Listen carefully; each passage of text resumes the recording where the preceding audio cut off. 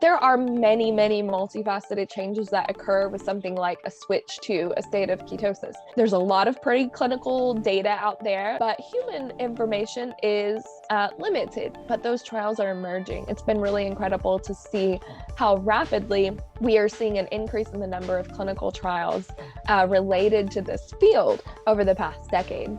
Ketones are also signaling molecules. So they're not just energy metabolites, they are signaling molecules. They bind to cell surface receptors on our tissues and activate signal transduction pathways inside.